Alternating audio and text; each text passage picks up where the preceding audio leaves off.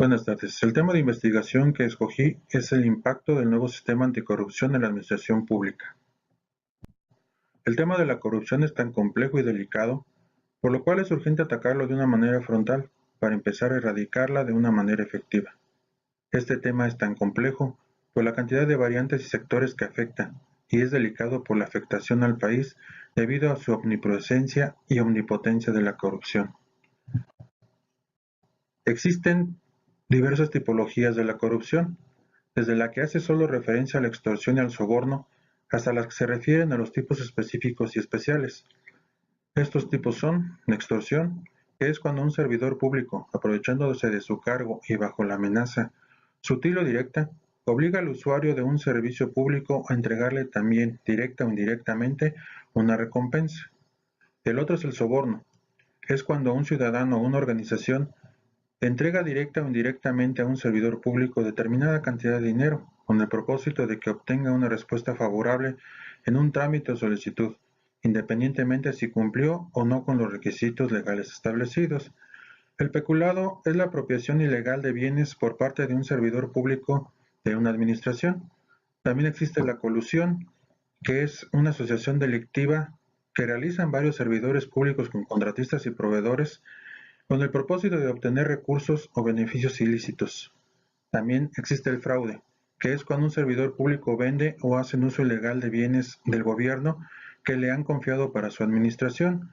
Otro tipo es el tráfico de influencias, que es cuando un servidor público utiliza su cargo o sus nexos con funcionarios para poder tener una respuesta más eficaz o para poder lograr algo a favor de otra persona a cambio de una dádiva. Todo esto es reflejado a la falta de ética. ¿Por qué? Porque muchos funcionarios ven primero su beneficio antes de los beneficios que pueda tener nuestro sistema. Los antecedentes. Como mencioné en las aves anteriores, la corrupción es un tema delicado y complejo. Es el pan de cada día dentro de nuestra sociedad y desgraciadamente ya afecta a todos los grupos de edades. ¿Cuántas veces he escuchado a amigos docentes que les han llegado a ofrecer una lana sus alumnos de secundaria para lograr pasar un examen, por lo que se convierte ya en un tema prioritario? La erradicación de la misma de la sociedad, siendo ingenuos siendo ingenuos el pensar que esta enfermedad social nunca terminaría con la vida de la sociedad misma. Este cáncer social, desgraciadamente, es tan arraigado en nuestro país que algunas personas piensan que ya es parte de nuestra cultura, que ya el mexicano por naturaleza es corrupto. ¿Cuántas veces no hemos oído o visto los chistes sobre los famosos solo en México? Pero debemos saber que la corrupción no es parte de la herencia genética de los seres humanos. Nadie nace siendo corrupto. Es una práctica adquirida por el paso del tiempo. Dentro de la administración pública encontramos el famoso el que no tranza no avanza, es decir, solo el que es más astuto puede salir adelante. Desgraciadamente, dentro de este sector es donde más tenemos información o donde más recaen los actos de corrupción, donde es más notable el avance de los astutos, impidiendo que las entidades públicas funcionen de manera correcta, burlando las diferentes etapas de un proceso que a la larga será más costoso. Existen incontables factores que pueden generar la corrupción dentro de la sociedad. Uno de ellos es el hartazgo de los ciudadanos a realizar infinidad de trámites para poder iniciar un negocio, registrar un auto o incluso hasta para pagar una multa. Otro factor que puede ser imputable a un servidor público es el deterioro económico que sufrimos en la actualidad. Los bajos salarios y los elevados costos en los productos motivan a que los funcionarios públicos se presten para esta práctica.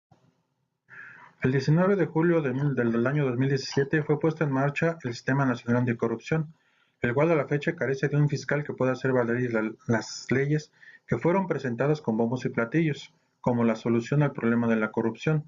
Dichas leyes son la Ley General del Sistema Nacional Anticorrupción, la Ley General de Responsabilidades Administrativas, donde obliga a todos los funcionarios públicos a presentar su declaración patrimonial y la famosa Declaración 3 de 3, la Ley Orgánica del Tribunal Federal de Justicia Administrativa, se hicieron reformas a la Ley Orgánica de la Administración Pública Federal, reformas también a la Ley de Fiscalización y Rendición de Cuentas de la Federación, al Código Penal y a la Ley General de la Fiscalía de la República.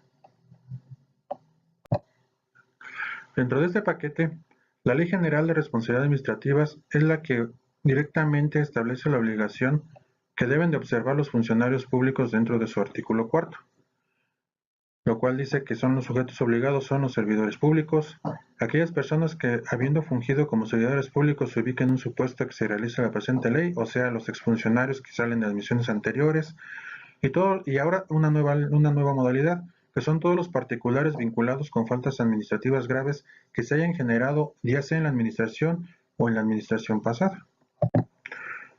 De igual manera, en el artículo séptimo de esta ley, se rige a todos los funcionarios públicos en su actuar diario. Todos estos están enumerados en 10 fracciones, algunas de las cuales son, por ejemplo, la fracción primera, actuar conforme a lo que las leyes y reglamentos y demás disposiciones jurídicas establecen, satisfacer al interés superior en entidades colectivas, dar a las personas en general el mismo trato. Bueno, en general, estos están contenidos en ese artículo, los cuales los podemos consultar dentro de la ley que ya se actualizó, se promulgó y se encuentra ahorita en vigor. De igual manera, hace una clasificación de las faltas a las que pueden caer los servidores públicos. Estas faltas las está clasificando en dos, que son las faltas no graves y faltas graves. Dentro de las faltas graves se encuentran reguladas en el artículo 51 al 64 de la Ley General de Responsabilidades Administrativas, mientras que las no graves están contenidas en el artículo 49 de la Ley General de Responsabilidades Administrativas. También dentro de esta misma ley, en el artículo 40 y 75, también se están hablando sobre las sanciones por faltas no graves, las cuales pueden llegar a ser desde una amonestación pública o privada, la suspensión del empleo, el cargo o la comisión, la destitución o la inhabilitación temporal o definitiva para poder para poder trabajar o fungir como funcionario público. Dentro de las faltas graves, y de la misma manera que en las anteriores, lo podemos también sancionar como una suspensión del empleo o cargo o comisión, la destitución del cargo o comisión, puede tener una sanción económica e incluso la inhabilitación temporal o permanente para poder fungir como funcionario público. Hay que tener en cuenta de que estas son medidas administrativas las cuales no eximen a la persona de una sanción penal en dado caso de que el acto que haya realizado o se haya generado sea tipificado como un acto grave o que tenga una consecuencia penal. El fenómeno de la corrupción es un fenómeno grave y de difícil erradicación. Si bien, como lo mencionamos, no es un factor genético, cada vez lo vemos más en nuestra sociedad.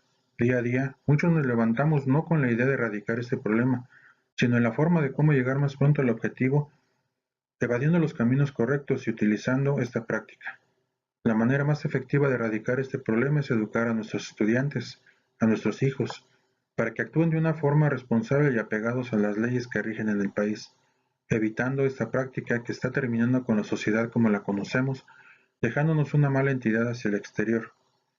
Debemos de exigir la aplicación de las nuevas leyes y que en realidad se apliquen sin distingo de nombres y apellidos, que los órganos que se encargarán de investigar y sancionar sean realmente independientes y con la libertad de acción, porque solo garantizando este hecho es como podremos lograr erradicar este cáncer social.